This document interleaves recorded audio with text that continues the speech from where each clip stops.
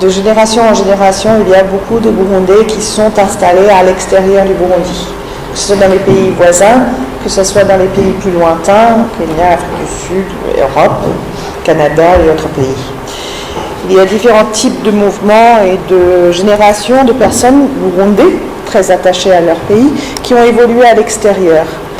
Et un des objectifs du gouvernement, c'est de pouvoir rétrécir les liens entre ces communautés établies hors du Burundi, communautés burundaises, avec le Burundi, pour renforcer les liens, pour renforcer les échanges et aussi de pouvoir construire et capitaliser sur des opportunités d'échange, d'investissement, de développement ou de partenariat. Elle est très forte, la diaspora burundaise, et il est considéré qu'elle peut contribuer pour le développement du Burundi, et c'est une des priorités du gouvernement.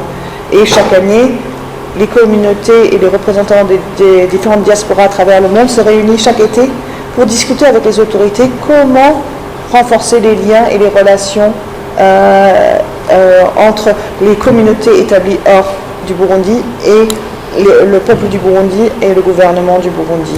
Donc c'est quand même quelque chose de prioritaire pour le gouvernement, avec des liens très étroits avec cette communauté qui peuvent vraiment offrir beaucoup en termes de perspectives, investissement, échange, qualification et réduire le clivage entre ceux établis hors du pays et ceux qui sont à l'intérieur du pays.